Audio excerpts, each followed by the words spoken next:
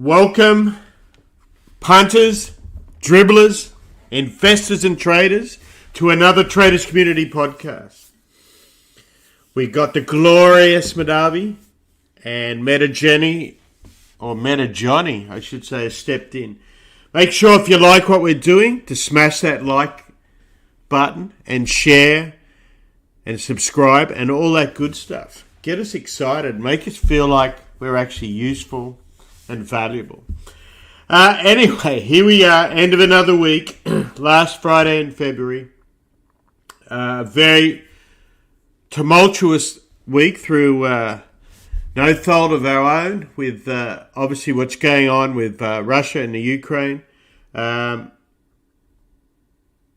had a huge collapse and then a massive rally in the last 2 days.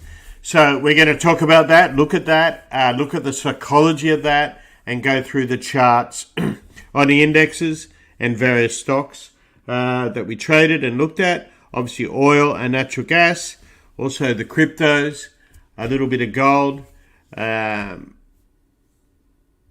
of course the bond market and other issues. We'll talk about the inflation report today, which was a 40-year bust. You wouldn't notice it if you looked at the market.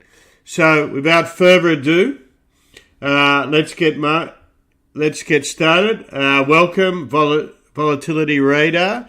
And make sure, actually, it's just come out, as you know, one of our favorite pieces of software for keeping an eye on the VIX, volatility, but actually has his own newsletter now, so subscribe to that. All free and good as well for that. Anyway, let's get started. Grab yourself. It is Friday. If you need to grab a beverage out of the fridge, we won't say no to that. If you have any questions, just shoot us up. Okay, so at the end of the day, we closed with WTI at 91.94. Or actually, I shouldn't say this is where we closed rather than settled as far as oil goes. 91.94, a pretty stagnant day there. If you recall, this time yesterday, it popped up to over $95, so we sold off from those highs. S&P closed right near its highs, cash at 43.84. The Russell's probably been the best performer as far as just easing up without volatility. That's 2041. Vol closed steady after coming off all day, about 2 points. Nasdaq closed over 14,190, and the Dow is up over 800 points. So big moves. And Nasdaq steady around $4.47. Remember, that's basically 50 cents off its high from yesterday. Oil from yesterday's high is about $8 on WTI. Okay, let's go through, firstly, the SPOOs. So as far as overall news goes, we chose the theme today being ignorance is bliss. And you probably couldn't get a better example of what's going on in the world, how significant that is in world history, who it affects, where it affects, and what it affects. Yet here we are, the market up nearly 400 handles from the low on the S&P. Quite an incredible run. And all you hear, if you look at the, in the States here, the news reports and particularly the financial media, it's. I mean, as I said, you got to separate your own emotions and views from that. Sometimes when you're a trader, it can be difficult when you listen to these people just dribble on. All about greed and wealth and no morals and all that sort of thing. But leave that aside. So just think, if we move past that, it tells you a few things. One, the market is oblivious to anything outside their sphere. Meaning other countries, yes, but also other things. So oil and gas, the majority of people, unless they're in that industry, seem to be totally unaware until it's in its top 20% of price ranges. or it's all over the news, right?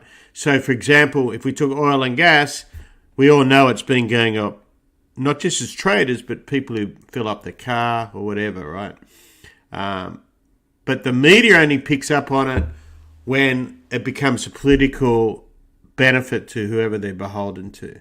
So keep that in mind. We're actually lower today than before Ukraine happened, and all that angst from policies, demand, and all that sort of thing, right?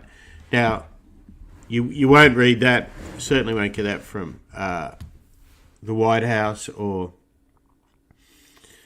Downing Street or anywhere like that.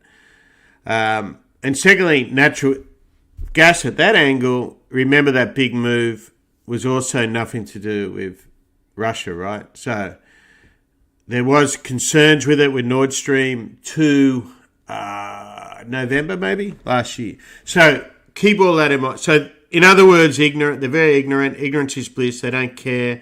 We know that. That's why we call them dribblers. That's why these moves happen in those stocks.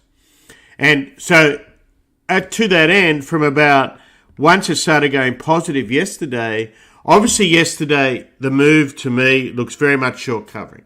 Myself and people like me and other traders who were nicely short on the way down and ridden it down as we went through yesterday, that short trade was complete, were busy buying and covering all that yesterday.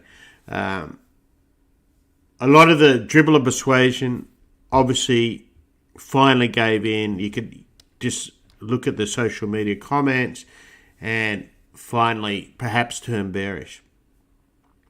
From that rally, once we started going, and look, it's vertical. Look at this spike here, not unlike the others.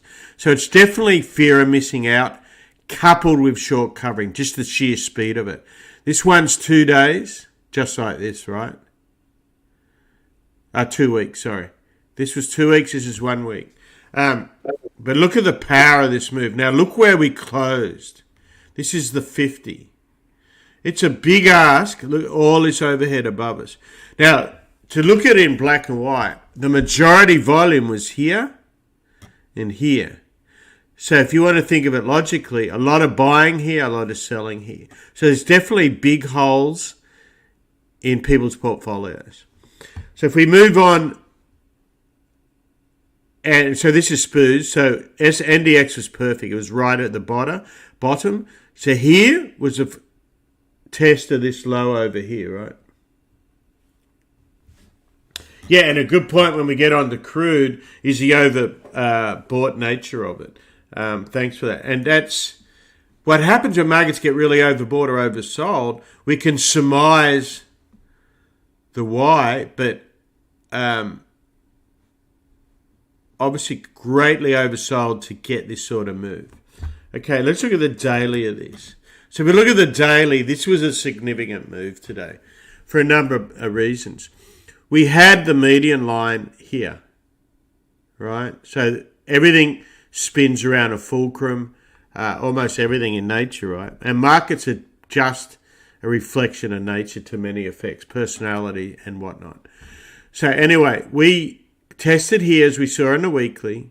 The big acceleration, as I said yesterday, was here. See this triple bottom, broke above. So you can call this a false break too. For the bullish count, 1, 2, 3, right? So don't neglect that that can happen. This can seriously be an ABC. Remember, we got that labeled as a completion 5, a 5 of a 5, which would mean this is just an A. We come up, we get wrecked. Or this is the first degree of a really major fiat run. Just say they start printing, whatever the reason is. We don't need to work it out. We just want to look at the pattern. So we got back inside this. And we closed, and this is a daily chart, we closed above the Tenkan and the Cajun. If we go back to the weekly, we closed well underneath those, right? And right at the 50. So we do have a time confluence there. So what often happens when that happens, this becomes a false break. Let's widen that out a bit. So see where we closed through all this? So what we're going to watch, see what happened here? We're going to watch if this eventuates. And here, there is certainly not a lot of good news. We saw today's inflation number, which is on the website. Let's have a quick look at that.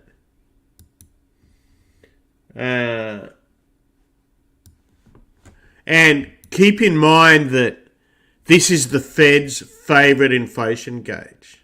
Okay? And look at the headline. Personal income was flat while core PCE rose 5.2%. So people are spending, but this is January. Think what that is. There's two ways you can look at that. If you want to be like a bullish CNBC person, you're going to say, oh, everyone's spending. Well, it's in January after all that weather. Remember, December was really slow, for Christmas was missed. It was, what I meant, the Christmas sales were missing. One was blamed on weather, but it's more than likely because people just don't have the free money. January, you got all the sales. They come on, right? So we have that aspect. Whatever way we want to look at, people are spending more than what they got. Inflation's through the roof, and look what they're spending it on, right? So wages and salaries were up 0.5% month to month, but income was flat. So it was the fastest rise in prices for 40 years. That's incredible. And 5.2% in January, the largest since 83, right? So that's your core, which is what matters, basically, because you got to have it. These are bad numbers, huh? You're not coming through there clearly, Madabi, mate. Is your mic? Can you test your mic? All right, let me check it. Okay. Maybe it would sound like an echo, yeah. So basically the essence of what I'm saying is your real disposable personal income is down nearly 10% year over year. There, that's perfect. While spending is up 5.4%.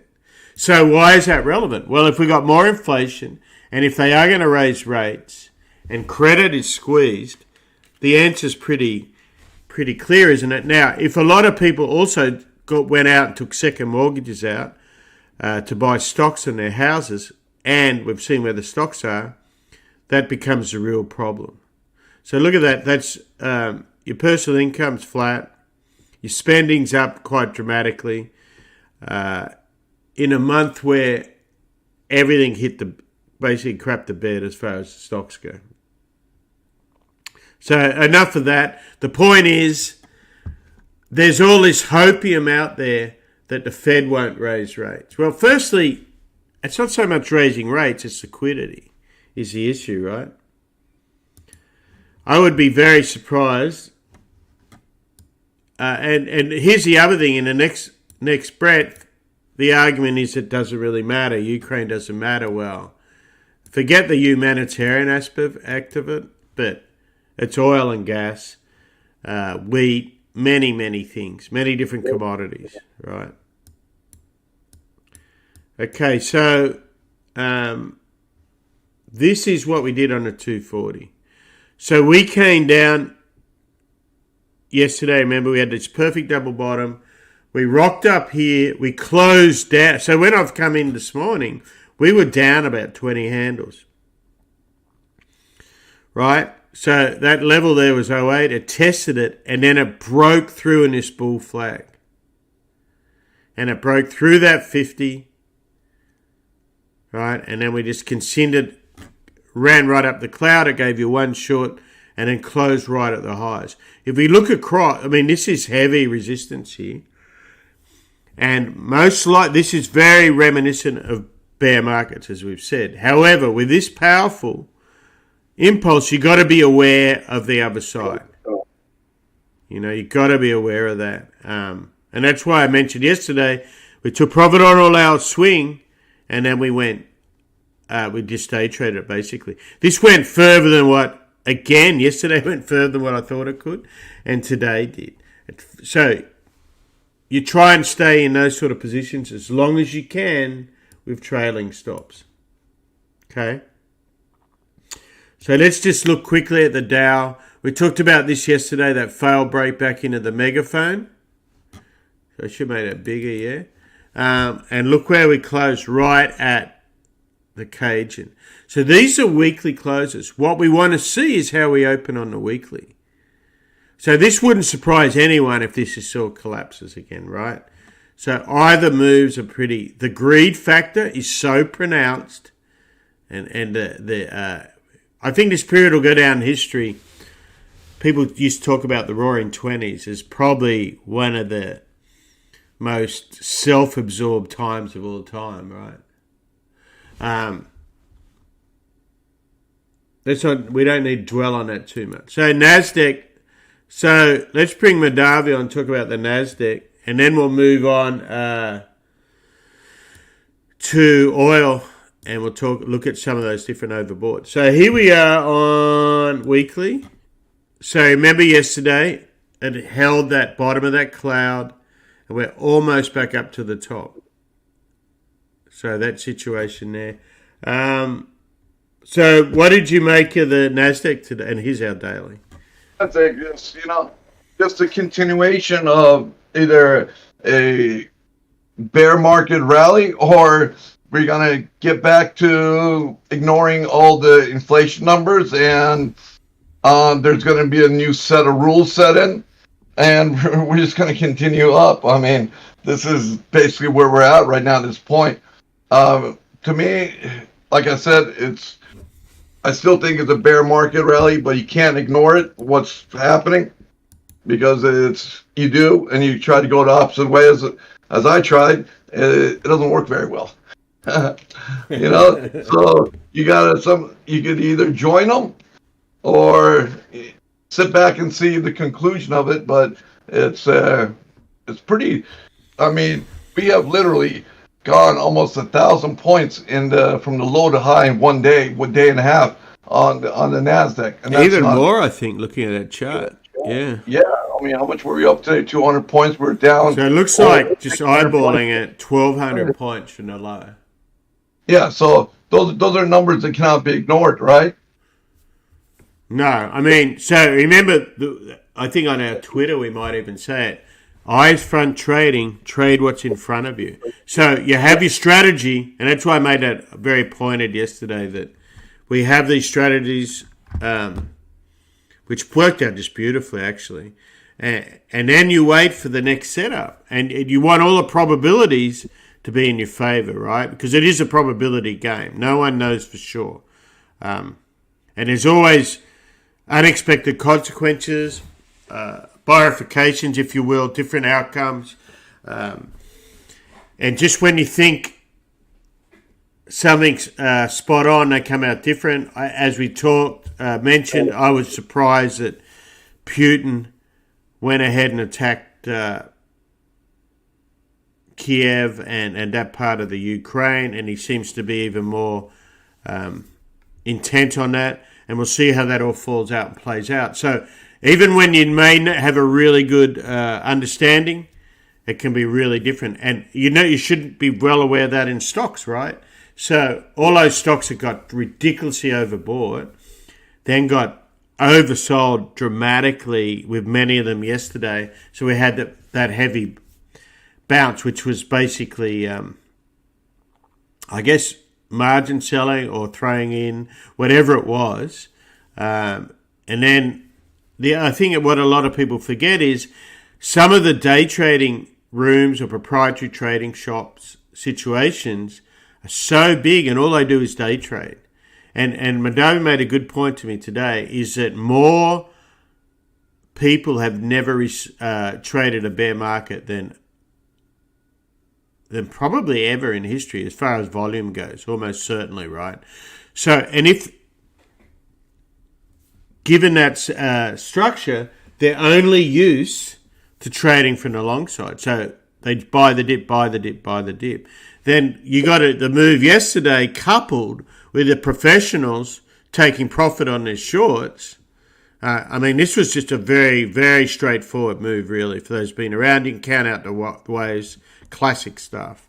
So, classic. These are stuff that has never happened in a typical market with so much bad news. But this reminds me of a GME story. how's that? The big funds were short, and the little guys basically took them over. And this is kind of reminds me. Oh, I think it's the opposite. The big guys who took all that. So, to what I see and who I talk to and how we trade, what's clear to me is the dribblers did this. They window dressed it at the end of the year. A lot of big guys, both you and I know and ourselves, are short. Being short, and a lot of profit was taken off the table in the last 2 days, 3 days really, right? The dribbler hang on, average, and we saw a lot of them capitulate. I think today, yes. So, I mean, as far as the big move goes, but I think this, yes, some of them have jumped on board to average and all that, but I think this was a classic. Well, a lot of the dribblers don't short. Exactly, but they're long through all this, and then they capitulate, right? And so they're just been adding, and it tells you the wealth effect that has been made through the pandemic, that they still have the money to be able to do this. And the same thing happened with GME. GME, most of the firms and big shops, as we saw, they were short. Well, two of them were short, but two of the funds that made a fortune on it, well, the people who made the most money on that were a couple of big hedge funds. So they don't report that much because it doesn't suit the story. They got to blame the little fella, like Reddit Room and all that. But the little fellas, what took it up those ridiculous ranges, you know what I'm saying? Usually these shops. In the after hours, yeah. So I think since a lot of people have not been short, they've seen this market down a little bit. They think it's a buying opportunity. Oh, there's plenty of that for sure. Yeah. And so they tend to buy here. Let me go to alll. They tend to buy on this type of situation rather than. I'm it could even continue to go up more. We can certainly always go up more. We're not overbought, believe it or not, on a Murray Math level. We got down at we spat 08s. Well, actually, we're right there as fully sated, right, if you take an 8/8 move. But you can get overbought. I mean, 14,600, 14,700, yeah. Well, I mean, anything can happen, right? Yeah, with the volumes not being, surprisingly, not being that heavy today, and if the market continued to light volumes on Monday like we've seen today, I mean, this thing could continue an upward trend. Well, I think if I'm reading it correctly, I think a lot of volumes out of the market, a lot of people sitting on their hands, right? I mean, just think how you've traded, right? And I've traded. So we're looking at the volumes just historically, not right. Yeah. So that fits in with this being a bear market rally. But if it continues on Monday, unless some news event or something else shocking happens, we could go up a little bit more before it just gets way overdone. Right. Yeah. So, I mean, that's what's so the key to it all is have a good strategy and plan and use your Murray Math grid, use your stuff like that, and look at how they react to the news. Right now, we're very early in it, really. It's like not even 2 months, and you can see that people are oblivious outside their own world. And I don't mean just, Ukraine, America, England, whatever. I mean their own personal world. And that's what happens when people are down a lot or whatever, or there's a lot of hope comes in. That's very standard herd mentality. And you can see, if you get on something like social media, they're all trying to justify that, hey, this isn't going to affect anyone here. Forget the right or wrong bit. So, because it's hope, right? It's just hope. Sorry?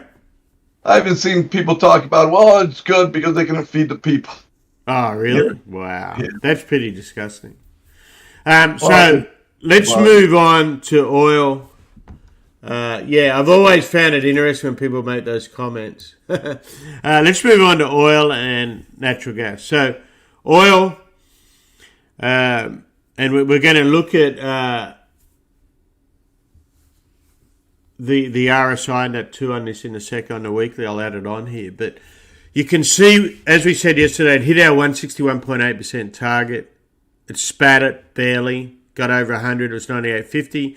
And you can see 2 red bars. We've closed almost down, but we still see the cheek out, so we're still in balance. So the question is, what degree? Is this 1, 2, 3 complete, or do we get 4, 5 of this wave? So the best counter this is 3 or 5, right? Now remember, your impulses are your 1, 3, and 5s, your corrections, your 2 and 4. Just keep it that simple. So what I always look to do is see 3 waves, an A, B, C, before I buy. We have obvious support here, around 80.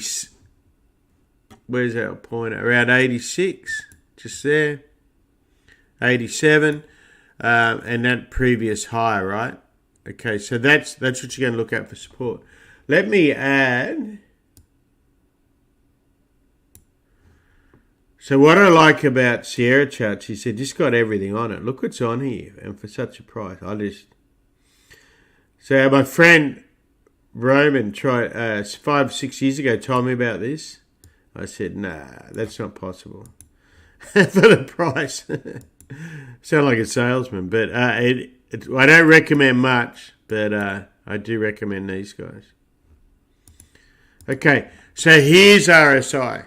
So 2 things.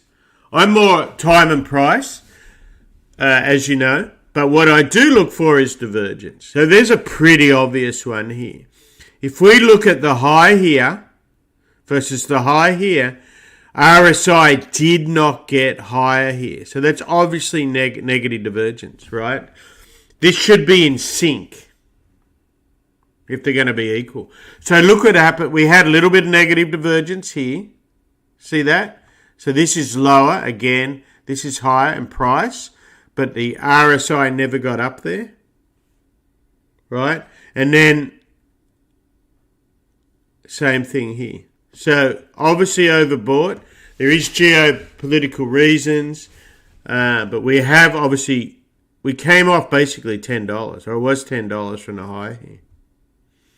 So this, if you flip this to what we just saw in the stocks, it's a complete opposite. So that's why I think this move's more pro-related, Madavi, rather than little blokes.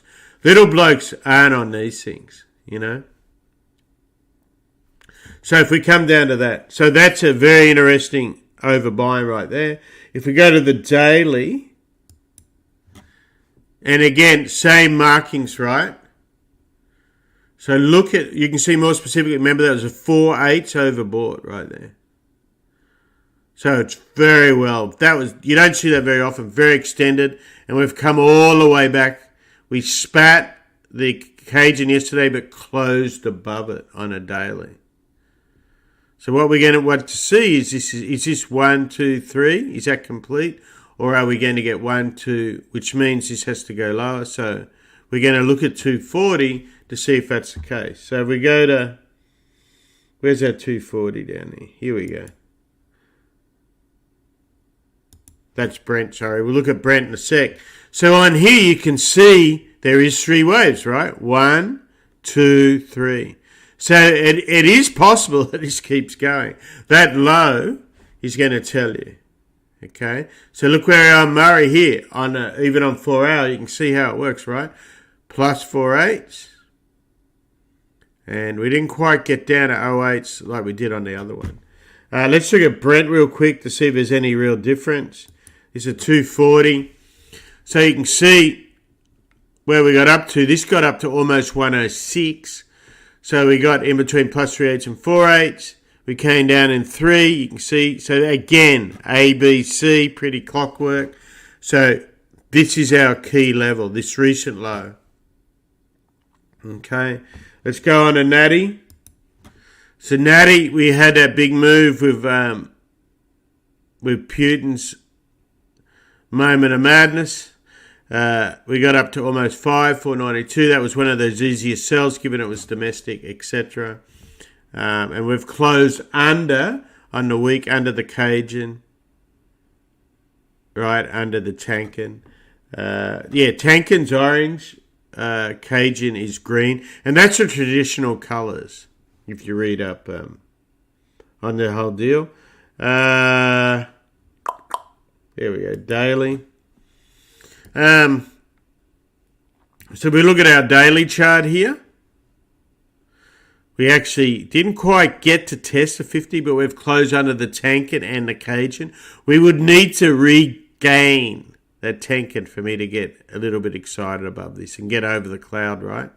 So remember, overall, this is either the top or a 3. This is either the 4, meaning we go a lot lower here eventually. So that would be in that situation, like so, just very simple. 1, 2, right? Then we're correcting that, and 1, 2, and it would power down. That's your bearish situation. Your bullish, this is the first wave up. This is your 2, and this is a 1, 2, bang. So the weather reports from the weekend will explain that to you. What the result is. It is going to be there.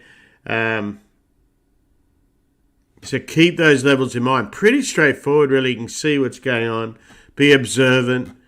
Remember the top here was a beautiful spit, and if we look at the weekly from 2014, so 8 years ago, that's a double top. Okay. Quick look at. We did all the markets, right? Let's have a look at gold. We looked at that yesterday. It had its big breakup. So remember, it hit that target, spat. Remember, just simple trading a spit. So just think what that is. When all the people are in and it fails to go higher and fails. That's what it is. See that? So that trade there was an obvious nice buy. Shorts got in on it. So what is that high? 29.80. Oh, excuse me. Today to 29.60, and we held the Tankin. So this needs to hold on a weekly basis, right, for this to continue. I saw a comment today that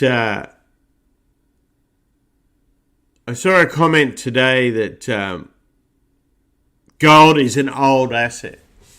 And it was in reflection that it's not the asset that people go to anymore. Well, versus Bitcoin or stocks or something else, right?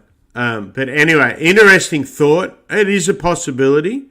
I don't want to draw too much conclusions on that because very quickly this became a safe haven. Now, the jury's out on whether this sell means all the old asset buyers, if you will, were fully sated, or this is just a normal correction that we saw in oil and in the S&P, etc. Okay, I want to look at silver real quick. Remember, just a classic sell. See how that works, guys? Perfect double bottom, right? Just perfect. Double top, double bottom. Adams theory or fractal. GR replicates. 1, 2, 1, 2. Okay, copper. So copper we're going to talk a little bit more about today. So you can see the big pennant here. Which way does this break? Well, what we know is there's a shortage on a lot of commodities. So copper didn't get the squeeze that the Russian ones, if you will, got over the last few days. But it's obviously very big in infrastructure, electronics and EVs, etc. So there is a constant demand there, and there has been stock holding, I think particularly by the Chinese. Anyway, enough said on that. So there is another way to play that we're going to get to when we get to stocks. And here is, you just want to looking at gold in itself versus Bitcoin for that argument. And here's copper, right? Big double bottom, explosion, and you can see this pennant. If this is a flag pole, to 85% of the times roughly, flags will go in the same way that they came from. So if this continues up, wow, this is from 180, then that would just meaning going up. That's 85% or 82% or something. This will go the same way. That's copper. Okay. Corn we looked at yesterday. So this is why I say if you don't bloody trade it, then be wary, right? So this is all Johnny hindsight stuff, but we did talk about this yesterday. Remember that, Madavi? How there's people out there make out they trade all this stuff and they get advice and they don't. If you're a corn trader, it's one thing, but if you're not, then stay.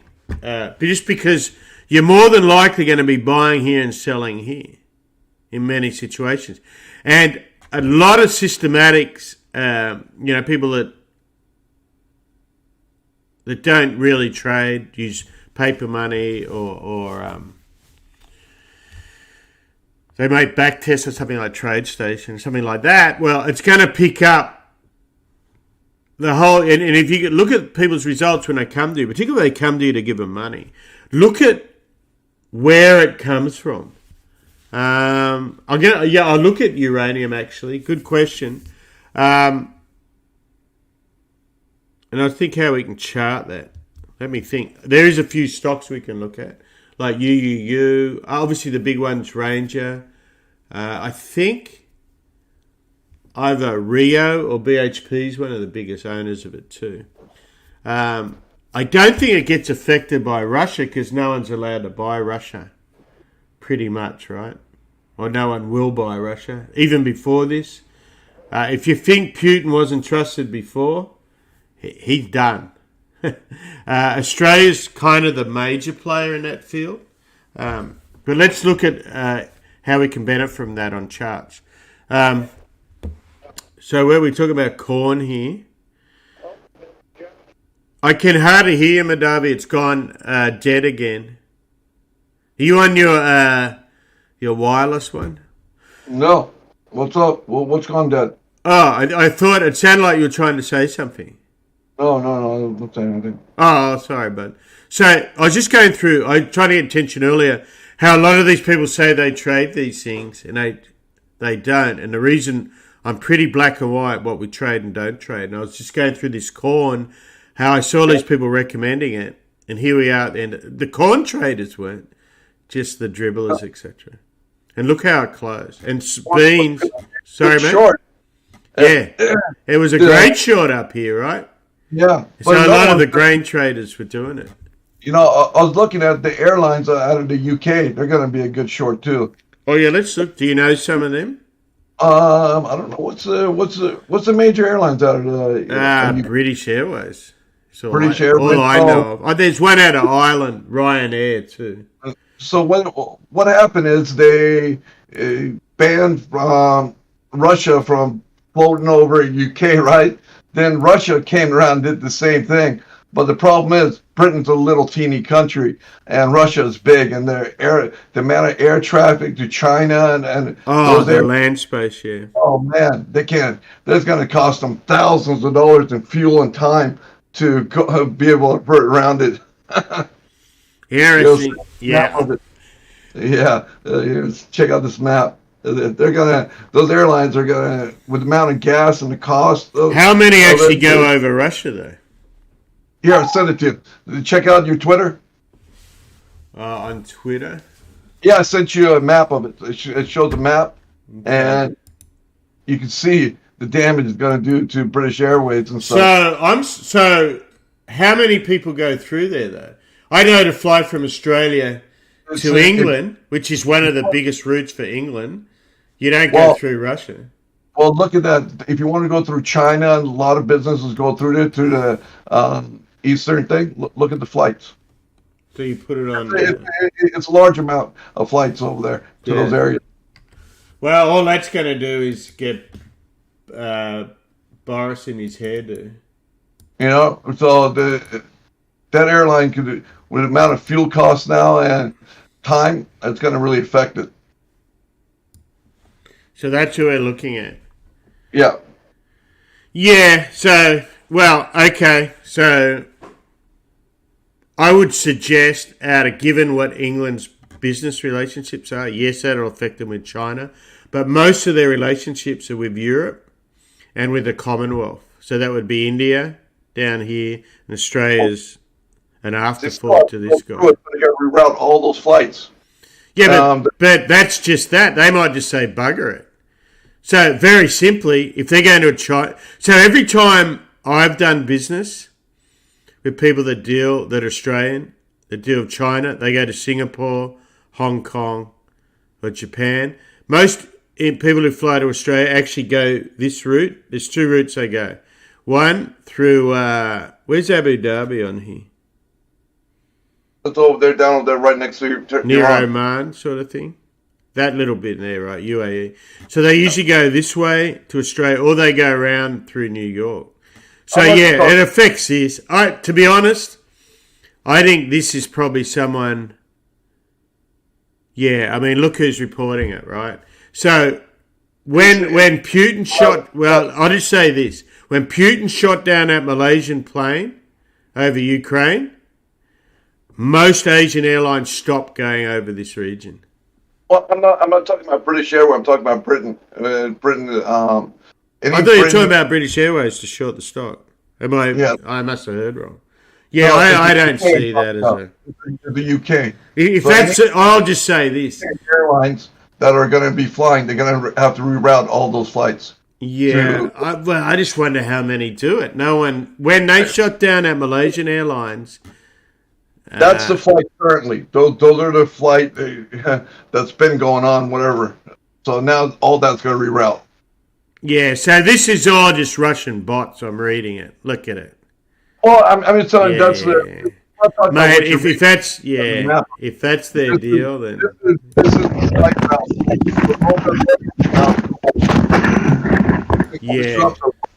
Yeah. That's one thing I'm saying is that could cost British Airlines tons of money and fuel and time. It could, but I have doubts about the validity of that, given what happened after the Malaysian plane, whether they're actually using it. You know, I mean, you could go to the FAA and look at the flight things, and you. I mean, I hear what you're saying, but you know, if that's, I think that's the least of their problems. Their biggest problem is going to be gas and stuff like that. Yeah, well, the fuel is going to, if they have to reroute it, the fuel cost is going to be a lot, and plus the time. You know, if they have to reroute, it's going to take an extra 2 hours time. How many more flights going to get in a day? You know what I'm saying? Yeah. I know, I hear you, but you know, it's going to get a lot worse for it's better. I think there's enough, from what I've seen. There's for the people that actually give a shit around that region, they're actually doing something. So if England and America are worried about their money, that's not going to affect the whole Russian thing, you know. No. I'm just talking about the airline. That airline. I don't. So a lot of those airlines, how much have they recovered from Omicron, right? Well, in the U.S., I mean, the flights are doing a lot better. I mean, a lot of them are coming there. I don't know about outside. But we don't have the virus here anymore, right? Well, the virus was reporting. And I'm not going to get into that, but... Yeah. No, well, you've made a good point where they don't comment on it anymore. So, let's get back. So, we looked at the corn. This one's the most dramatic. This is soya beans. Look what it did this week. It got over plus... And on our system, all of these things were shorts. We just don't trade them, right? So, plus 4.8, look at beans. 1760 to 1580. These are valuable points. So just be wary when people get into the fervor. So just think about this another way. When we're buying those spoos in that yesterday, this is the same thing, right? Everything reverse. Okay, let's look at uranium. Let's see what we got here. I might have to go to a different chart system. So I can hear Johnny grunting in the background there. I just joined. You just what? I just joined you in your conversation. I did? Oh, you are, right? Hang on, we'll just talk about uranium, then I'll jump. It's got a question from one of our viewers. So, here's URA. What is URA? This is John. Can I help? This is uranium. So technically, wow, nice. This charts very well. So we came from, look at this one, Madavi. We came from this is a weekly chart. So we're gonna work it all the way down. So we got down to just over like 640. 1, 2, 3, 4, 5 waves. Very clear. So that's 640 to $31. My guess is, looking at this, the majority of this was just pure speculation. What do you call it? Coronavirus buying. So we're correcting from that, and we came right down and tested the cloud. So actually, this was the buy. So it went 1, 2. So if this is an ABC, 1, 2, 3, that's your bottom. And so I haven't. So if nuclear energy becomes more accepted or as an alternative to oil and gas, which is a good chance given what's going on with Russia, what's against it, and so the big thing there's two big things that are never talked about. One, the misdirection to blame energy, and it's obviously got out of hand. I don't think they expected Putin to really attack that. The second one is after Fukuyama, and this is why part of the problem is Germany decommissioned their reactors without thought of it. Then you had the ESG take hold on top of it. So that's what's made Germany beholden. I looked at a map today of who actually buys natural gas from Germany. From Russia. It's Germany, Hungary are your two biggest ones. A little bit to Finland, but a lot of countries refuse to buy it. If you look on that map, so you got the other Scandies, Singapore. Singapore. Did I say that? Sweden, Norway, Denmark, Estonia. These countries have no interest because they stick to their principles. And you'll see Finland going to do the same. Hungary's going to be interesting, what they do. Germany's your problem, right? And as Madavi was saying with BA, with England, I think they're your other problem, where we're talking alternatives. So France, we know, is a big user of nuclear. So it could be interesting when we get down to it, at these EU meetings, how much sway France and other countries have over Germany. An interesting factor the market didn't react to is Germany is now open to banning Russia from the whole payment process, right? From SWIFT. So if that happens, which morally it's pretty bloody obvious, is one answer, right? That could change it. The big change is probably right here. So from a fundamental point of view, I think that's the single biggest thing for uranium. Obviously that's how you trade it. I've never traded uranium as a commodity, and I know there is a futures market for it. How I have invested in it, and it's through stocks. It used to be Range Resources. There's one, if Johnny's still here, there's a Colorado company. Okay, well, yes. It's what's it? Do you remember what the symbol is? Yeah, UUUU. It's UUUU. That's right. Yeah. So we've traded that. So you can trade them, but they're usually trades. You may only be in them for a day, right? So anyway, on this URA, this looks very promising. If it holds above this Tenkan, we got this move here. Should be pretty straightforward. That should act as a magnet. So that's the Cajun. This was so what I like to see is a break, a retest of the break. And it's with the cloud. You can see on the Murray, 5/8 right across. I don't know how liquid this is, but that looks very... I'm talking Johnny hindsight here, right? So we didn't do the trade. I don't know how it trades. So if we go to daily, that was 0.8 off 8/8, yeah. So you can see how mathematically that worked. This is pretty nice. And again, over the daily, she can have a better stop loss here. Because we're talking more as an investment trade, longer term trade. Possibilities right there. I think the world's largest uranium reserve in the world is in Kazakhstan. Yeah, but so it depends how they're going to be able to use that given how close they are to Russia, right? Right. So exactly. most uranium that's actually bought and sold on the market comes from Australia. Friendly and all that sort of stuff. Reputable. Kazakhstan, shit, Madavi may know. Didn't they, is that the one that had a coup recently? The Kazan, I think so. I get the stands mixed up. I think it was. So that's the tape. The gas price was something high, and they came out in the streets, right? Wasn't it about that? Well, is it Kazakhstan? Is anyone? Kazakhstan. It was over fuel or something. It was over. But most of the stuff that we use here in the United States is mined here in the States. It's just, no, but we're just talking about we're looking at investments. So long term, this could be a good play. So if Kazakhstan's off the market, which it probably is, then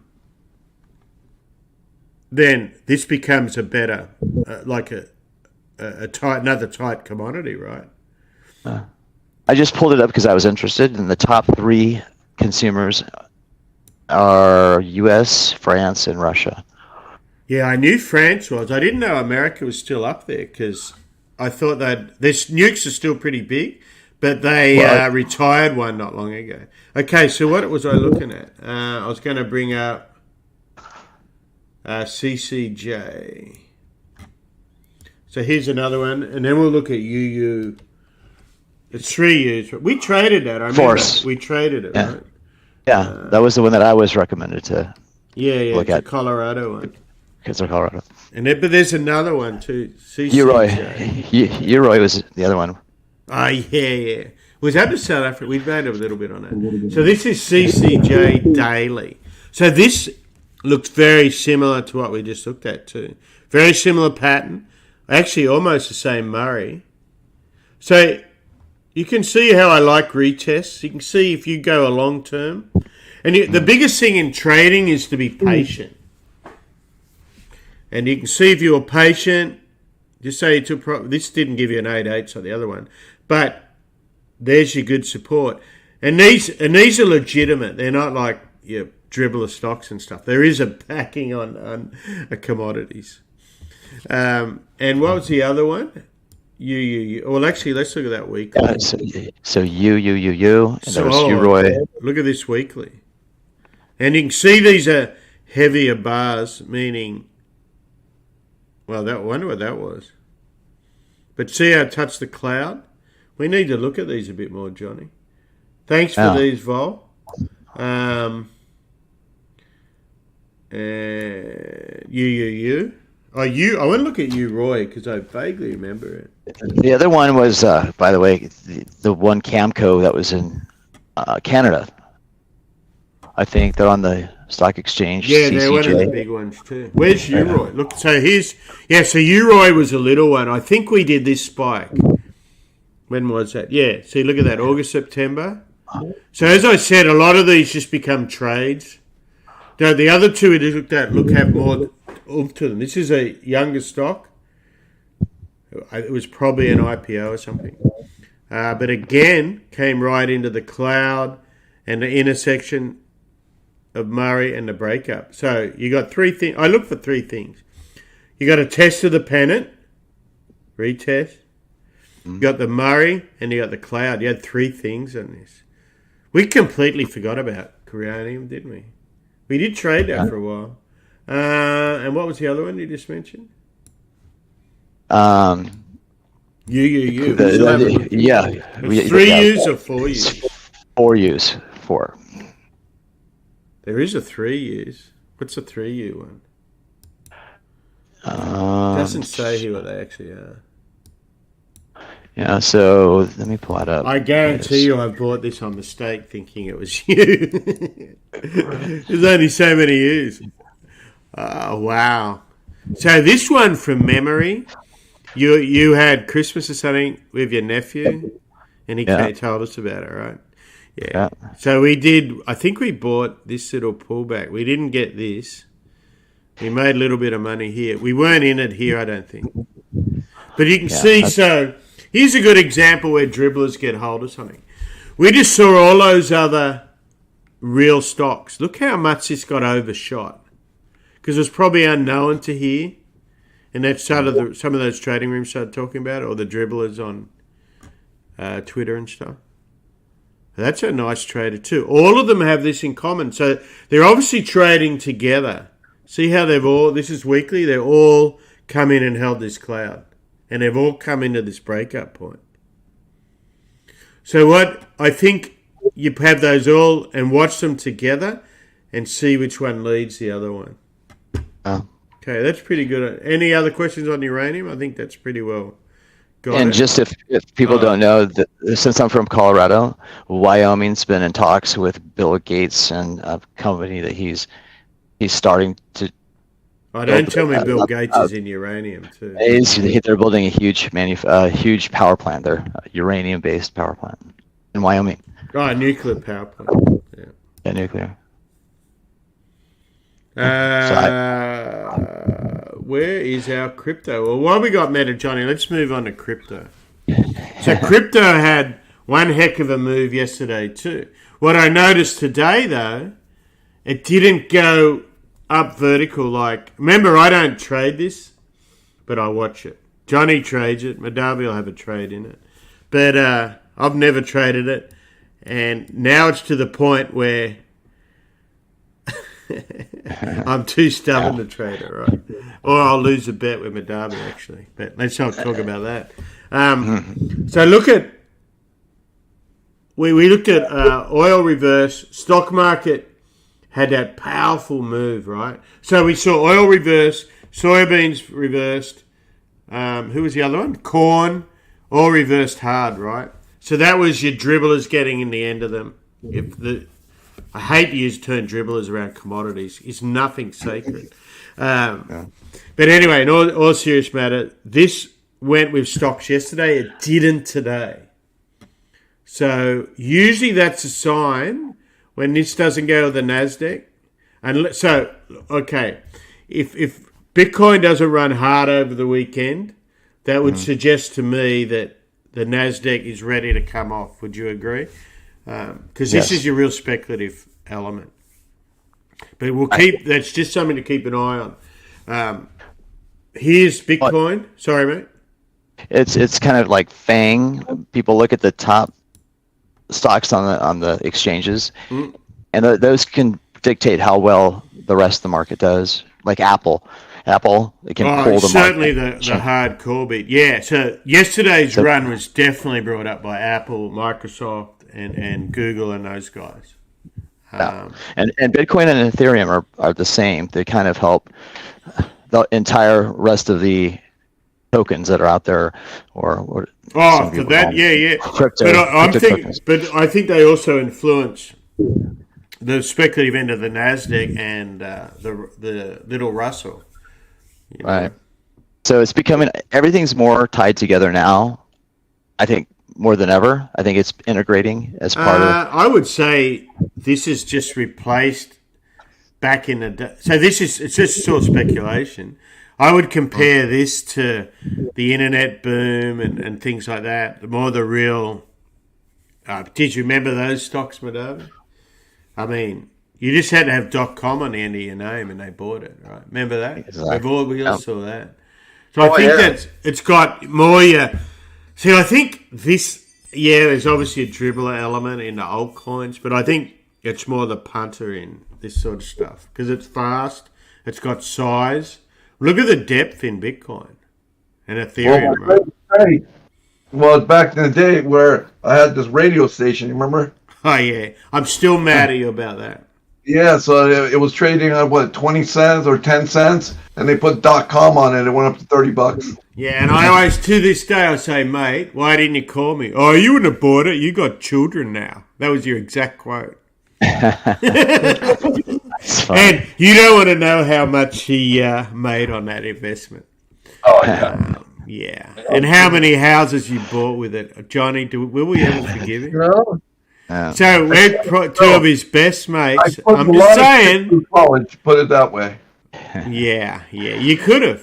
Instead, I got to work. I invested into the youth.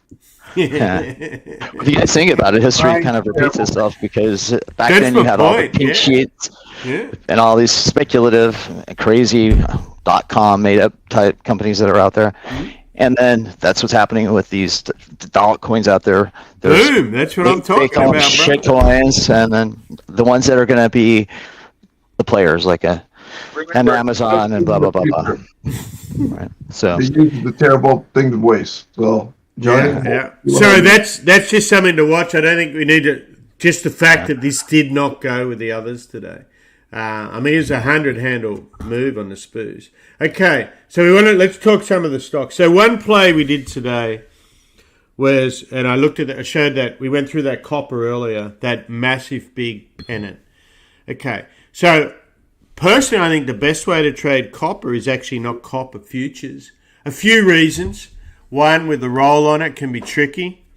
And it's like a lot of these things that just have a couple of really big producers and buyers. They can be manipulated.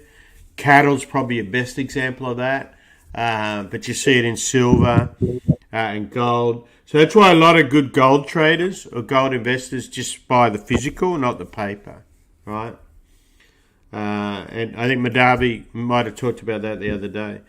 So what I'm talking about is actually FCX. So Freeport McMoran. So let's have a look at that. We looked at the copper. So let's put that in FCX. I just saw it come up on my ticker. It's just had a So we added to that. So this is one. I don't have many long-term things.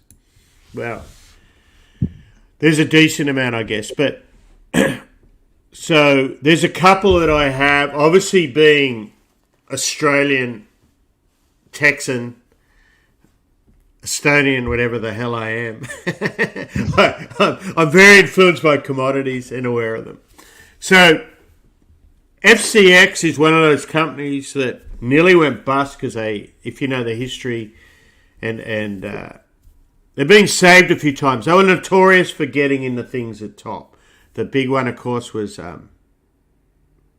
what do you call it? Shale and all that, right at probably at 150 oil. I can't really remember. But anyway, they rebuilt to the point they pay a dividend. So very similar, actually. Johnny, you mightn't have been here. So let's look at copper again. Show what we're talking about. So look at this copper chart weekly. So we're going to look at horses, apples and oranges as close as we can. So we have this big pennant. I've been watching this, as you know, for 4 months probably. So you can see what's going on there, right? So where did I put that stock? So here we go to Freeport. So this is daily, so let's go to weekly. So we're looking at the same thing. So on this chart, we've actually already broken out. So, but there's a little bit more than FCX isn't just copper, right? It's got other stuff. But it's your producer, and so they've been very clever. Don't tell Joe Biden, he'll accuse them after what he says about oil companies. But they've been very clever at not making themselves overproduce, right, and be vulnerable. They don't have the whole ESG comment about them yet. Why? Because they use it in EVs, of course. But so you can see down here, it was dude, this thing over probably 15 odd years we've traded this thing. And you can see it nearly went bust. So this is a great buy back in. This is September. Well, actually, let's go down here. This is March of 2020. This thing was under $4. That's when I was first made aware of it too. So this move here, the reason we added into a little trade on this today, but we're mindful of this, but things changed. They paid off a truckload of debt. Copper went through the roof, and they're paying a dividend, right? So they're all material changes. We had this test here. We've traded a little bit. We've now got the war come in. Today it hit a 52-week high. Well, it's actually even more than that, right? So look, I don't know how to squeeze this. Where's monthly on this? But anyway, you can see what it broke. Very significant multi-year high. This is 2015. So at least 6 to 7, 8 years high. Yeah, it's a good trade too. Long FCX short US steel. So we broke this now.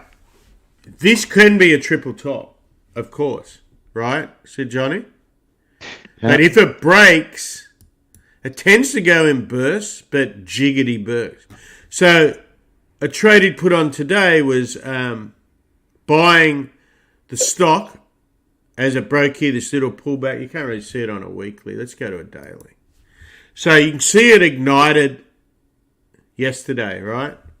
But I wasn't watching it yesterday. You can see it ignited and it broke this pennant. So if we had been on the radar, that was your buy right here, 43.80. So we're buying it higher today at just over 46. It's a little bit higher now, Johnny, I see. But so a way to handle, let's see what it broke on a daily, triple top. We saw that in a weekly. So what I first noticed, the 47 calls expiring next week were almost at $1, like 90 cents. So high vol.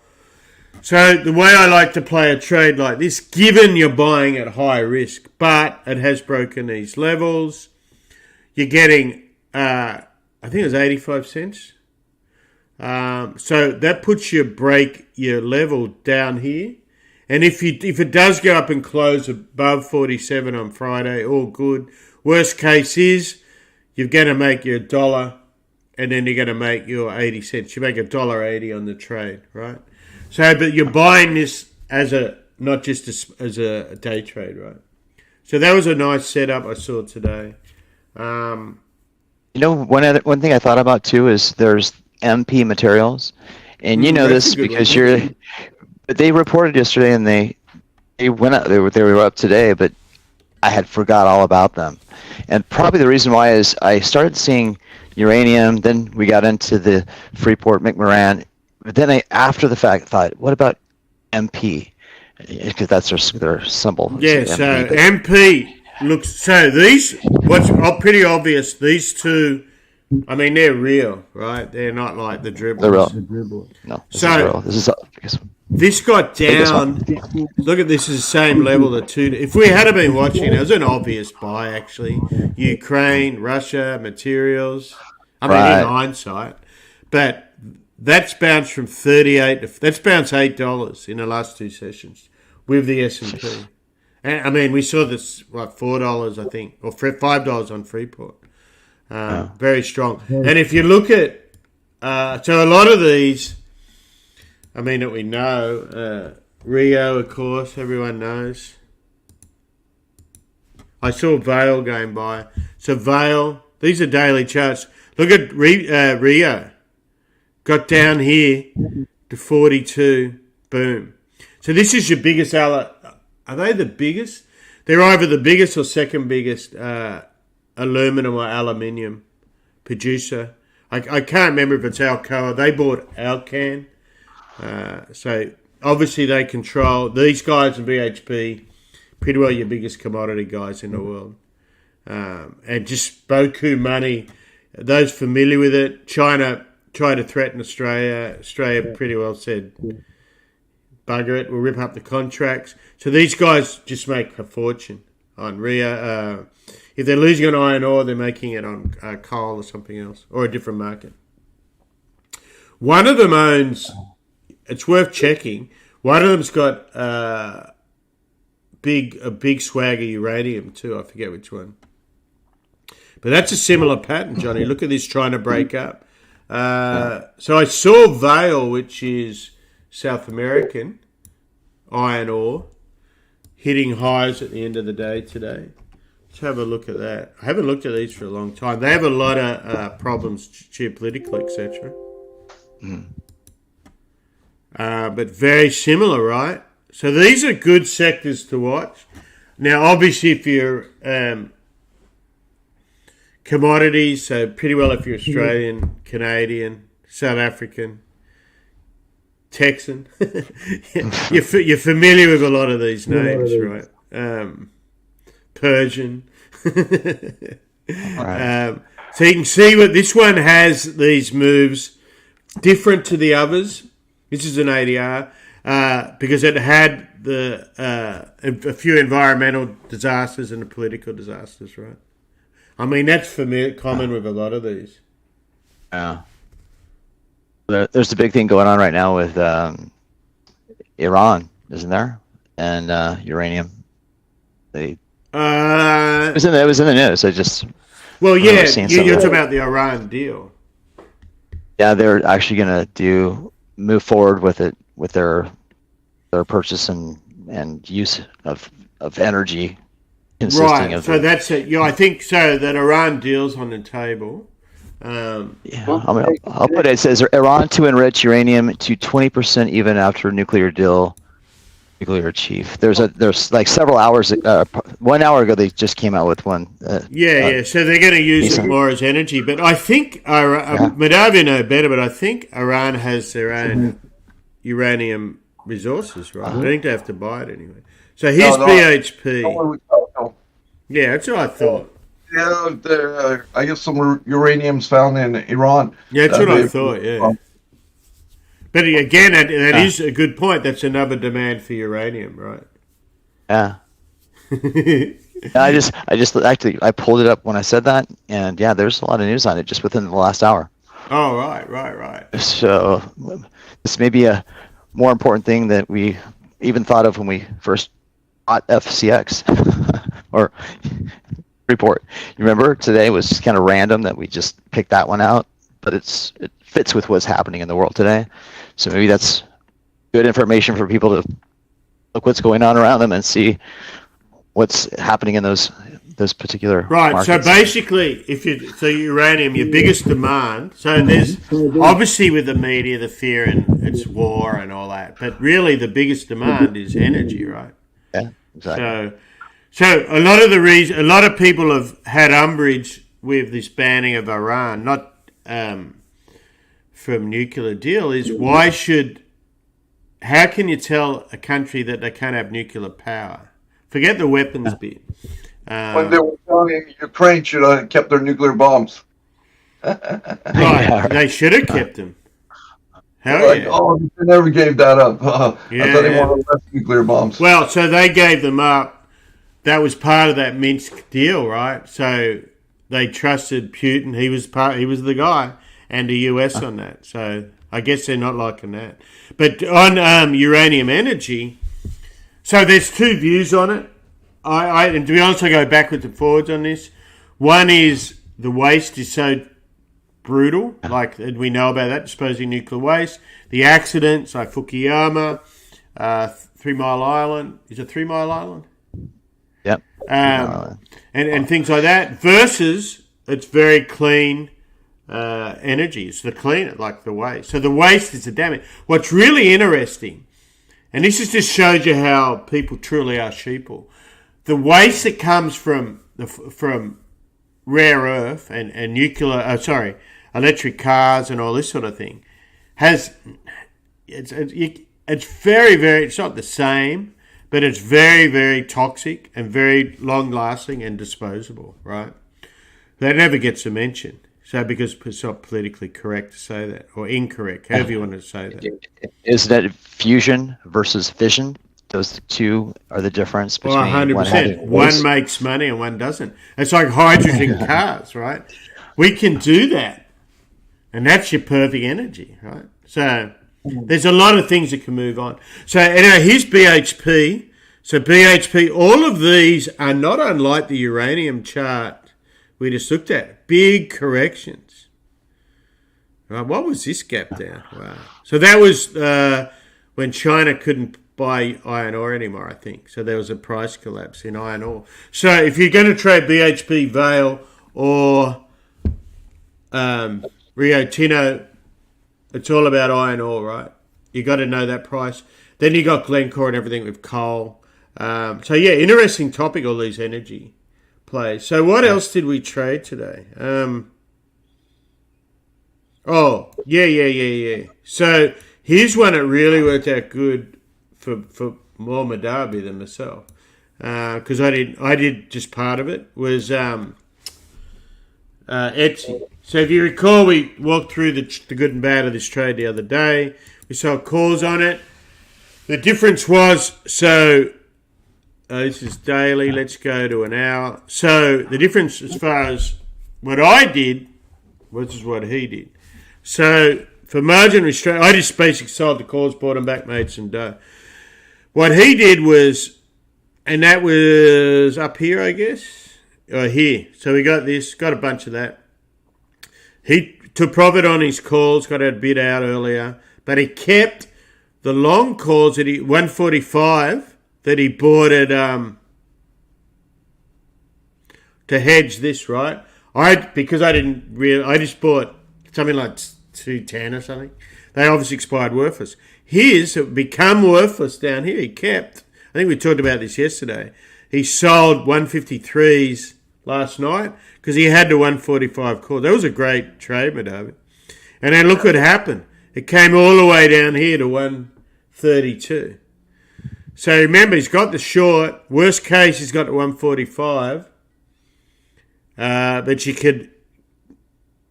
This is what I'm saying, the option, the benefits, if it works out like this. This is just a wonderful... It doesn't always work like this, right? No. But if you've got this is what they one thing to do.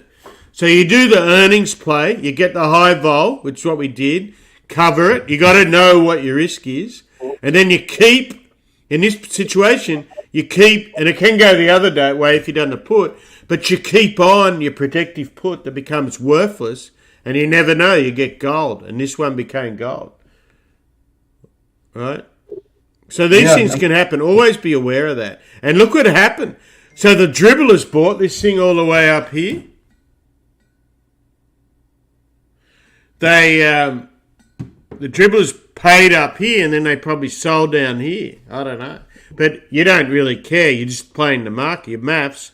So you can turn that can be a $20,000 trade right there on 1,000 shares. And it turned out to be on 1,000. Your worst case is, so because you've got the call, this guy, you basically make that $53 to $45, right? So that's $8. You don't have to hold on for here. So there's lots of benefits. So that's why sometimes always scour around earnings for cheap optionality out there, because you never know, right? Good plays out there, and all systematic. So, and what's in that case, you basically had them because you used them for margin. You just kept them, and so it was a great trade. What else did we trade today? Something else. There was one. I didn't trade much today. I saw my eBay futures. Oh, eBay. Let's have a look at eBay.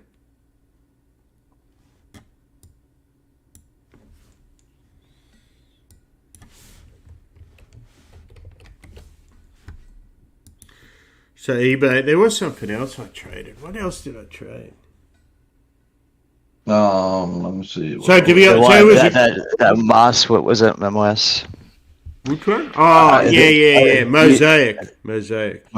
Yeah. Okay, so here's eBay. eBay, the only trade I did myself was I traded on the earnings and made like $1.80 or something on this. It ran up hard all the way up to here. So this one I've got my eye on still. But Darby's already short because of their numbers and all that sort of thing. From a technical point of view, I think some people might have got a little bit short like they did on some of these other stocks. And it could be some averaging. This is 60 minutes. Let's see it on weekly. So you can see there's a lot of people have never seen a bear market. So in their mind, whenever they look at a stock, they look at the high and just assume it's going to go back there, right? Agreed? So these spikes like this are a reflection of, this is value. So they're buying a dip, buying a dip, buying a dip, buying a dip. So as we looked at all these markets, I mean, eBay's a real company, makes money. Everyone knows eBay, has a moat and all that sort of stuff. It's whether they can get above here. So I look at,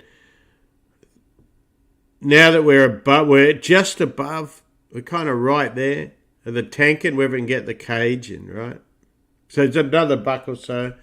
I did do a little trade in this today, though, mate. Remember, just a small one. So eBay, what the story is behind it is I guess they warn of profit margins, Yeah. because it costs them more for every dollar they spent, they got, I don't know, let's say 30 cents profit. Now they're getting like half that, or 20 cents or 15 cents. So their margins are shrinking, which is not a good thing. No. Particularly in this world, right? And so eBay, don't forget, a lot of their major costs of their eBay businesses and all that sort of thing, or like if you and I actually buy something from there. What happened with PayPal? PayPal's not doing business with them or something, or they split from PayPal. They owned PayPal and then sold them off, floated them off. Yeah. Yeah, they still, but still, PayPal was their main. When you checked out usually through PayPal. Oh, you don't anymore? No, they discontinued it. I don't know what happened with that. I don't know. I haven't used eBay for a long Yeah, time. so PayPal had to write that off. I guess they hurt PayPal, and I guess it's hurting eBay too. I guess. That's interesting. That's one to look into how they're doing it. Yeah, so I don't know what they're using. Are they doing their own processing now, or they're using some other firm? Don't know. So what I was going to say, the high energy costs, I think, impact companies like this because it then pushes up delivery fees. We saw Amazon, for a start, is a good example. They had to raise their prices, and one of them was because of the cost of deliveries. Because now fuels, But Amazon, when Trump came in, was complaining that the post office they're losing billions of dollars in the post office, and that's because Amazon was using the U.S. post office as their carrier. Remember that? Oh yeah. So what Amazon ended up doing is basically buying more trucks and planes to do their own delivery. Yeah, they reacted. So and they're not using the post office, I don't think, anymore. Just think with the increase that employers are having to pay for the employees because of inflation. God, Amazon has how many employees? Hundreds of thousands. Yeah, I was shocked how big they were. I remember we saw that a while back. Yeah, I think they're the U.S. largest employer now, aren't they? Yeah. Are they more than Walmart? Walmart was one of the biggest. They could be. Yeah, well, Walmart's not even close to Amazon now. Oh, it's incredible, really. So anyway, so that's also affecting eBay. That simple shipping costs and stuff like that, and that PayPal factor. That's interesting. But eBay uses the U.S. Postal mostly. Oh, so mostly eBay they're not like Amazon. They're like, I want to sell my something, so I go out there and someone buys it, I ship it out, and when they confirm it's made, I get paid, right? Mm-hmm. Yeah. I haven't been on it forever. I remember, it's a long time ago now. They don't keep inventories like Amazon does and stuff. Yeah, it's just they're the middleman. They're an auction house, yeah. Yeah, they're just the middleman to take a percentage for whatever. Wow, so looking at these guys technically from longer term on a weekly chart. So we got up to plus 1/8. It looks like November to over $80. So we fell down to 48. Now we're 54. So if we look at this, what we did was correct that breakup level here, and then we're moving. So this can still get to like 58 on a weekly basis. But you can see what it's doing. Yeah, it's just this looks like a lot of dribbler stocks, doesn't it?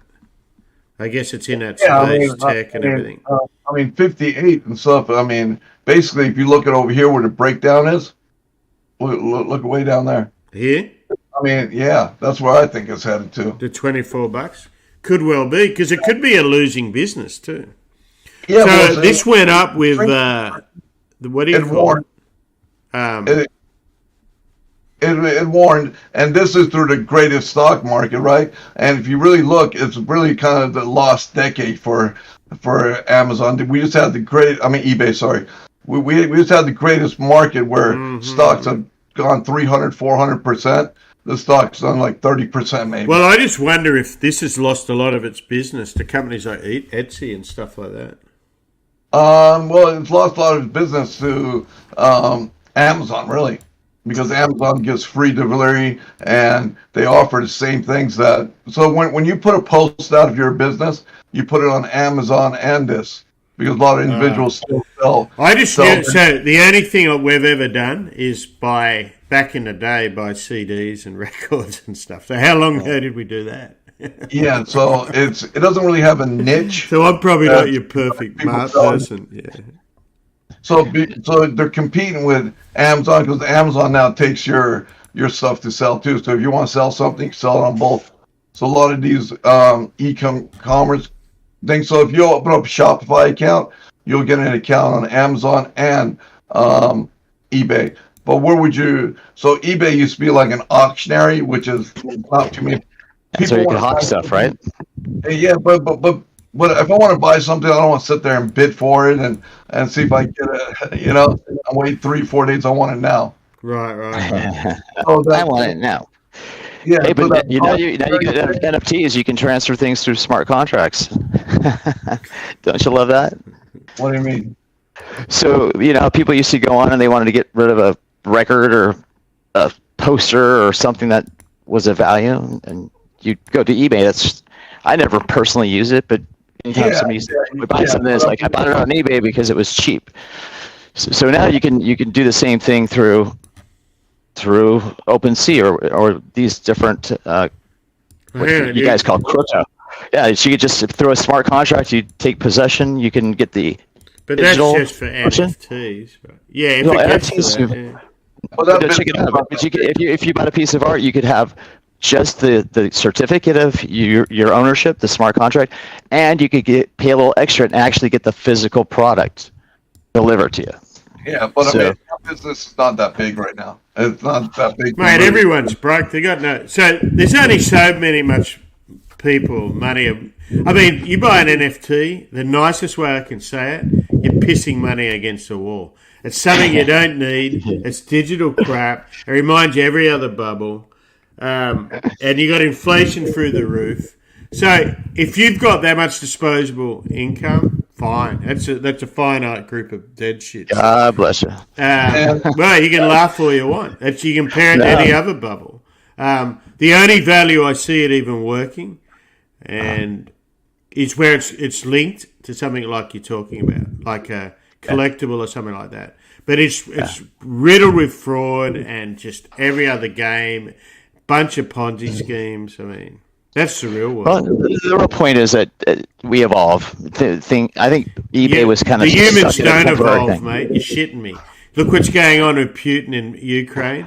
Humans don't evolve. Every bubble's the same. It's just dressed up a different way. This reminds me of what are those? The FUBU or something it was called. Before that, the Bears. I mean, all this shit's all the same. I mean, eBay's not going away. I mean, it's going to. No, not talking about eBay. We jumped on NFT. I mean, yeah. I mean, that's not it's not a big enough market. Mate, I got some land to sell you, Johnny. Let me send you the contract. Oh my gosh. It's not that big yet. Maybe it will be in the future, but I think it's the collectible. Look what we talked about options the other day. How they changed the words to make them sound more difficult. It's the same shit with digital. It's all it is. So let's take a step back. Mark Zuckerberg. Oh crikey, I got some problems. So the guy's one of the most socially inept person on earth, right? Morally inept, whatever you want to bloody say. We all know that. He's in trouble. Everything's after him. Shit, let's rename ourselves. Let's call ourselves the Metaverse. Right? Facebook. All of a sudden, the thrills on CNBC, etc., they rename it all. So all this thing that hasn't changed, it's nothing new. So at the end of the day, take away the way Metaverse and look at the digital aspects that'll work. So one thing, this is what I like about NFT, and this is where I think it can work. The thing that made vinyl records great again was when they started to give free digital downloads with it. So granted, the vinyl went from $12 to $20, but it got a free digital download. I think exactly the same thing is the place for NFT, except it's not a record this time, but you're getting a collectible, and you said it the other day, perfect, about things like skating stuff, football jumpers, whatever it was, right? That to me, because the key is it's not just pissing money against the wall anymore, you're getting something for it. In fact, it might even enhance the collectible business, because what's the biggest thing? Worry is it's fraudulent, right? Yeah. And also, so this then makes it real.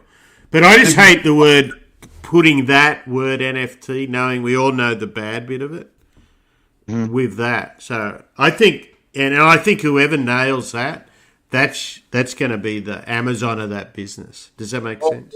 What interesting what the NFTs is, right? Say you want to you want to invest in homes, right? And these guys are buying like 1,000 homes or something. Or that's different though. That's the actual metaverse thing. He is an invested owner in that thing, so you can raise money also in the future, build projects or buy. Isn't that different though to what we're talking about, Johnny?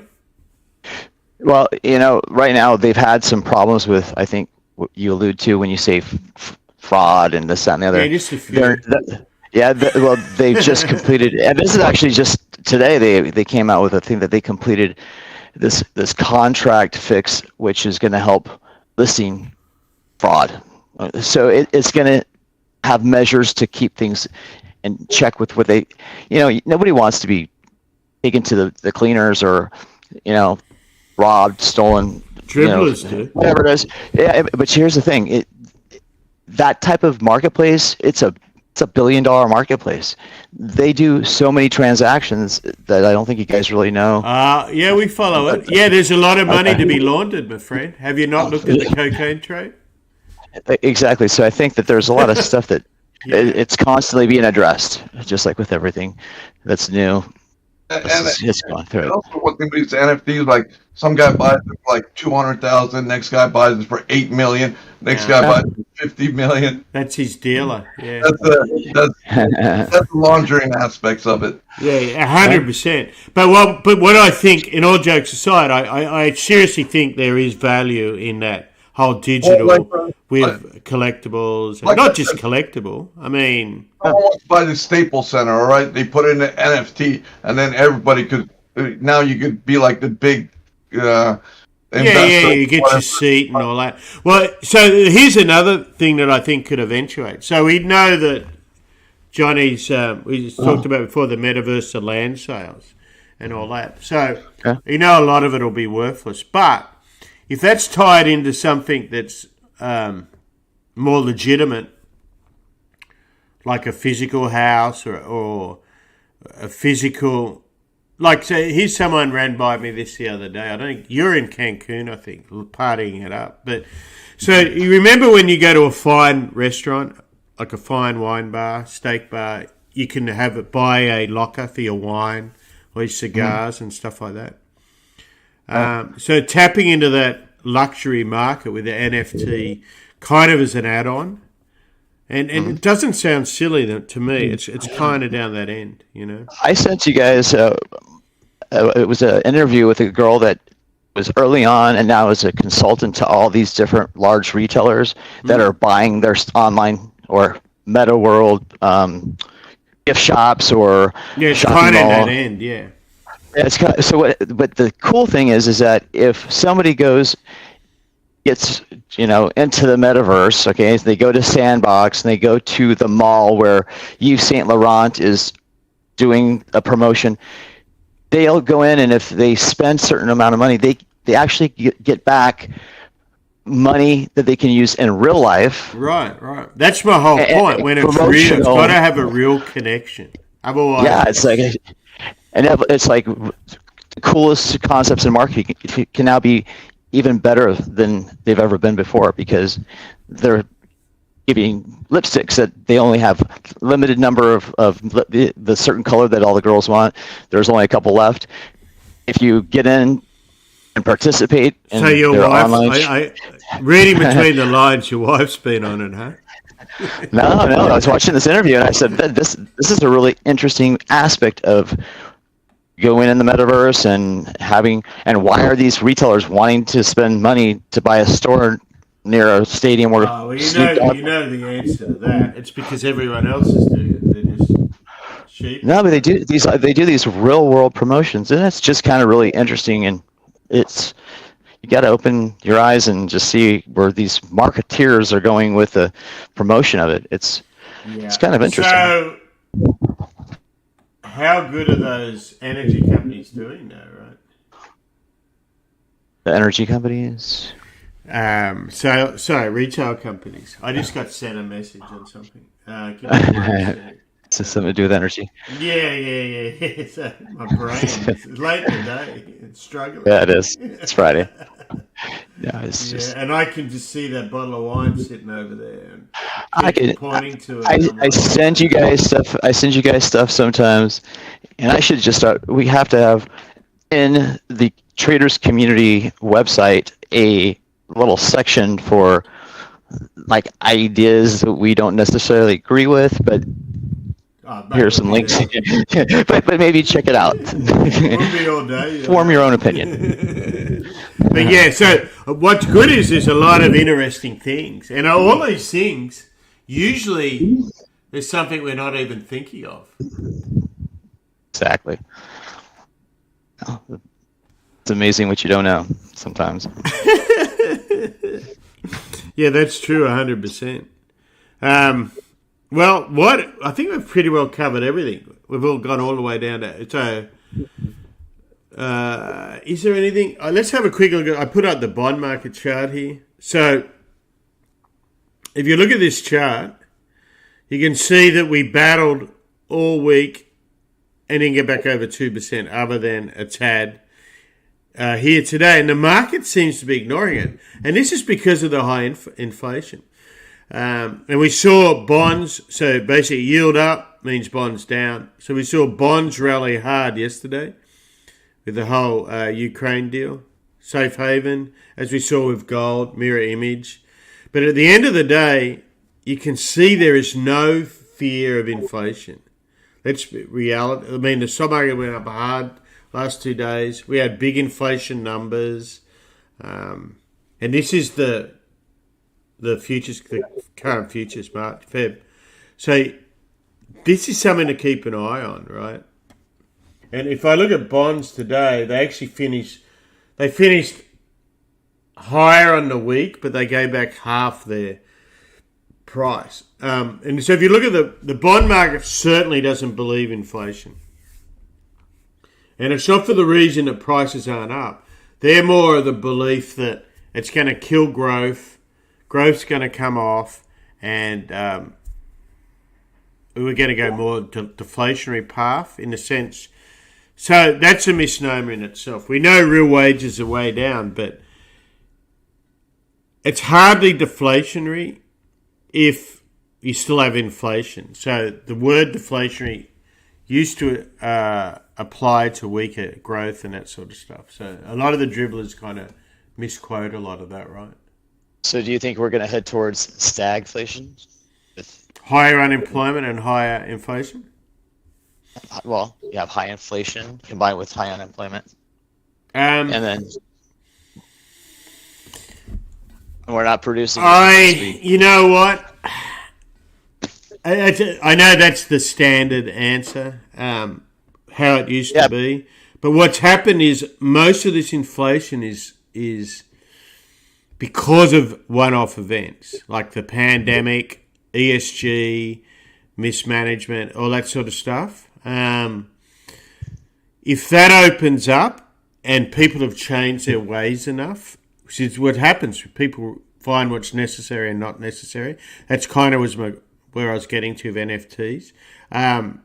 They're not necessarily so because people are prepared. So what we've had, people have been reconditioned. So many people were locked up effectively, right? So their way they spend money has changed, the majority, right? And they were going back to buying worthless things or unnecessary things, and then the stock market crapped. As far as, Yes, we're not down that dramatically on the S&P and the Dow, but there's a lot of those dribbler type stocks that tend to waste some money like that. Have lost 70-80% of their value, right? And it's leverage, so it's really lost more. So in saying that, that means they're going to keep their jobs. So we know that a lot of people don't want to work at a lower wage, fair enough, so they're working for themselves. So do they enter the workforce, again, is a true question, I guess. Because we know that those numbers aren't real. I think you follow the whole chain of events. You come down with a pandemic, and then you start printing more money to circulate for velocity. And then people take advantage of that, and especially the corporations that were supposed to take that money and reinvest, and instead they buy back their stock. And then now rates go up, and the biggest, I think, indicator of inflation and all these things that are going on right now is how can businesses grow if the money's just too expensive to borrow? If the rates money's not expensive to borrow, yeah. I mean, it's negligible. So Goes to 5% then maybe. So we'll just think if we all had a business and we needed a business loan and we had to pay 3 times more than we could have during the pandemic days, then it's harder for us to do that. So we may not be able to expand or hire these employees, and possibly even fire some of them because we can't afford with the way these are. That's the argument, but that's going to have then an effect of people. Yeah, I get that jobless. argument, but we got to look at history. So 3 times. This is what makes me laugh at some of these dribblers. So in reality, interest rates are negligible. We're looking at a 10-year note right here that's under 2%. So look where that is historically. Okay? Now, if we compare it to this move, which is what they do, it's up 40%, it's up 70%, 80%, but it's off historical lows. If your business can't make money at these rates, now granted we're buying higher, say 3%, whatever, 3.5%, if you're going to the market, then you have a shit business, I'm sorry, right? Well, my brother-in-law is an electrician, and as an electrician, he can't get parts. Well, that's a different thing. We're talking about borrowing money here. That's a whole different topic. Well, You're talking about borrowing money. Yeah, borrowing money. But that's got nothing to do with, a good mate of mine's an electrician. All the costs are through the roof. It's because of copper and everything else, right? It's not because of borrowing money. Money's still dirt cheap. It's whether the bank will lend it to you. It can be 50%. They still might not lend it to you. You know? Yeah. I guess the effect would be how is that going to play out with having an increase for your eggs and bacon that you like so much? That's what I think is more relevant. Yeah, I had a good lunch today. Egg and bacon sandwich. Thank you, Lyle. Thank you, Bob.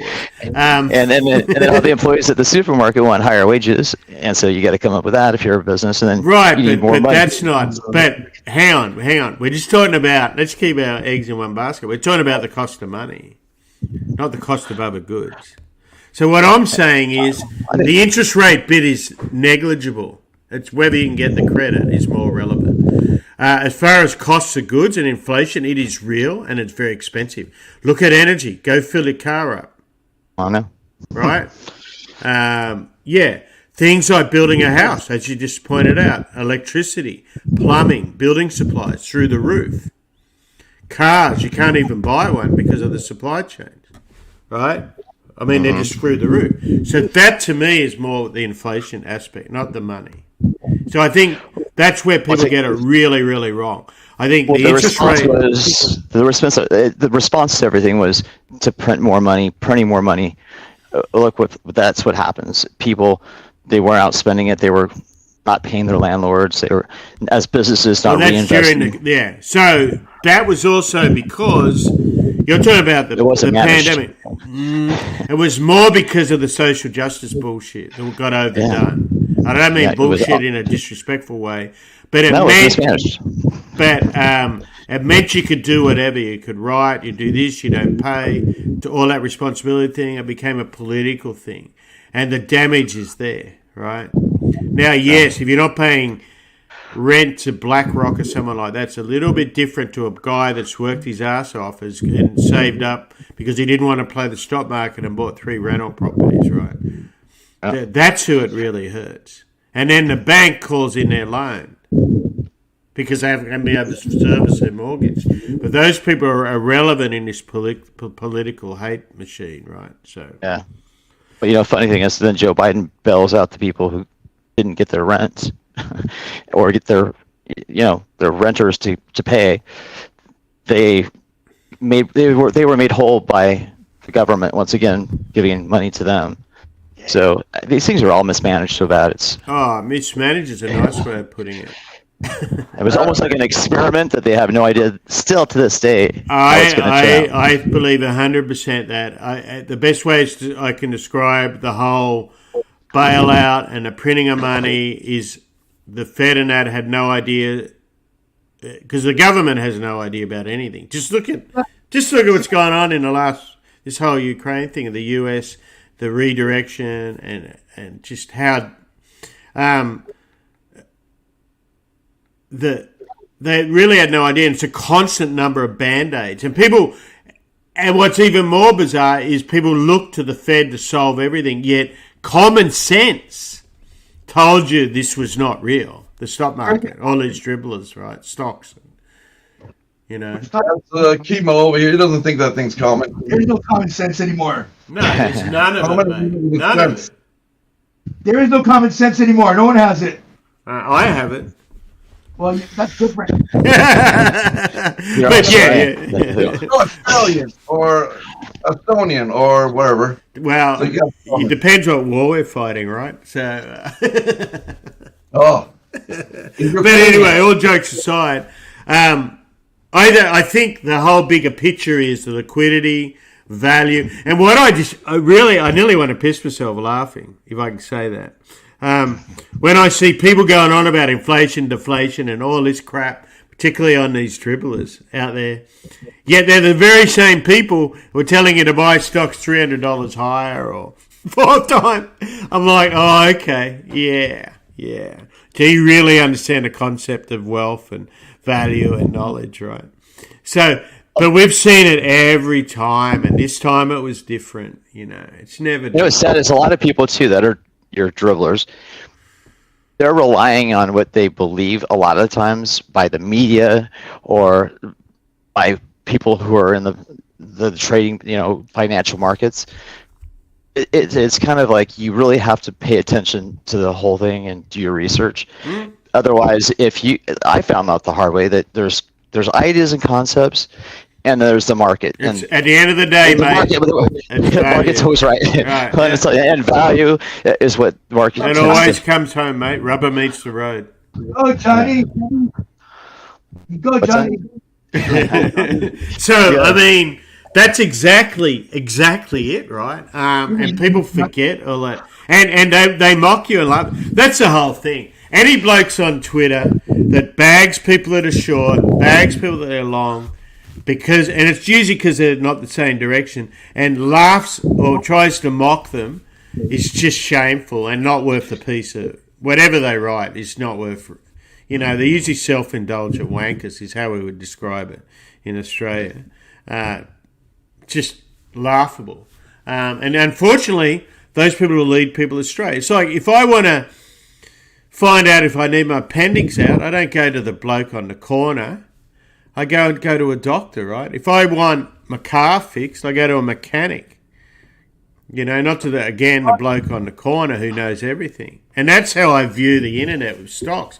These people, especially the hobbyists, they don't even know what they're talking about. They don't know what goes on in a dealing room and managing money and all that sort of stuff. And no idea. Yeah, they absolutely. But I think they do. They talk a good game, some of these bastards, Yeah.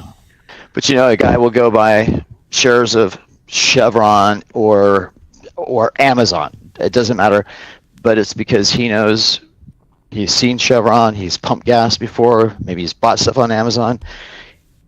But at the end of the day, the market's going to dictate the value of that. And sometimes it's got to make money. It's got to have a dividend. I mean, that's all that's relevant. You got to look at the worst case scenario. Whatever you own, the worst case scenario. Doesn't mean you don't buy certain things. So if you're buying things with momentum or selling with momentum, you trade accordingly.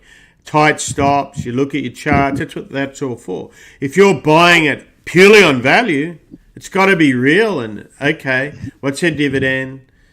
Do they pay a dividend? What's their business? Can someone take them over? What's their longevity? Do they got to borrow? All these sort of things, right? Or do I want to gamble? The rest of it, when I hear of all these theories, I'm like, we all have bloody theories, right? Yeah. But some of them get very aggressive about it too. So it's laughable. But that's what our job is, to see through the bullshit. But there's plenty of it, and that's why we just trade what we know and who we know. We trade it hard. We trade what's in front of you. And to make you think, as we think. Yeah, I mean, and it sounds like you know what? Maybe it's the Australian way, but you call a spade, and traders, a lot of these dribblers try to label themselves as traders, and when they got a shit trade, they don't know how to trade, they become investors. Most punters are up front. That's what I'm in, right? So that's why I kind of like some of those trading rooms, like the like the Atlases and these kind of guys. They help people, but they don't make any misconception. We're trading, we're punting, it's high risk, and all that, right? So the dribbler's a whole different animal. They lie about it. It's a lot of these keyboard warriors and all that sort of stuff. So it's able to see that and know what you are. And some people just aren't suited to trading. That's all right. It's not a nice game at times. And Madavi has seen my account and knows I've got a lot of those stocks that I thought would be worth something. But once you spent $1,000 on 100 shares, and then now the shares are worth $50, you might as well keep them.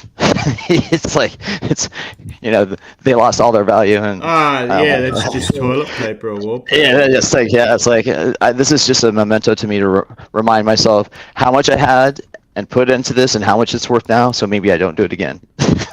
So I have a few of those just sitting around. Maybe Elon Musk will come and buy the company and it'll be back. See what I paid for it. Johnny, is you ask for a certificate, put it on the wall. Hopefully, it becomes an NFT someday. Exactly. if I'm like someday famous, I guess all my trading fouls, I could just sell all those as an NFT. It could be a collectible. Yeah, the collectibles. Actually, we could start a service for people that want to have those. We can mount them. Right on top of it. Because every trader has had a bad call that's turned to. I need to log on and we'll start the website dribblers.com. Have no shame, Anonymous. Enron stock certificates are way worth more than stock ever is now. Oh, I bet you they are. Good point. You decorate your toilet with WorldCom certificates and Enron. Yeah, WorldComs, you got a lot of them. Yeah, and there's a lot now that people will trade. There'll be that too. Because if they sell those stocks here to get whoever was short those things would have to pay taxes. So I doubt they want to give that up. No. That's a good point. Yeah. Anyway, ladies and gentlemen, and thank you for sharing the weekend with us. So that's good night from us. That sounds like a movie. So thanks for joining us. The glorious Madavi. He's had a big week this week, the big fella. Johnny's bothered to turn up from his holiday. And knowing Johnny, he'll be back on the tequilas this weekend with an umbrella drink. And the mighty and fabulous Chemo popping in. Say hello. Week, the boom and the bang week. Exactly. So a good week. And everything with a bang. So a thought for all those over there in the Ukraine there and around. And I will say this, it's bloody cold in Texas. What the heck? We're always March. What happened to that global warming I was promised? I was promised. It's cold, mate. It's 30-something degrees. Can you believe that? And I'm not Celsius, Fahrenheit.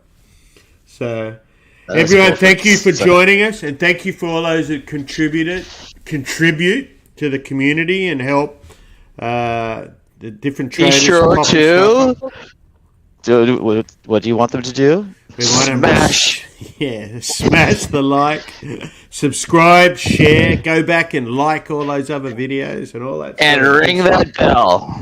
And so enjoy it. Have a good one. Enjoy your steaks. I saw a tweet from our friend Tracy with a chart of Beyond Meat, which is just compulsory to short. It's almost, if you don't, you just got to sell it, right? So that had a massive week to the downside.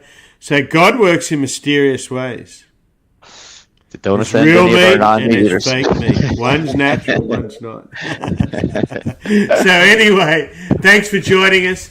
Have a great weekend. Thanks everyone for tuning in, and we will see you next time. In the metaverse. And in the real world. See you guys.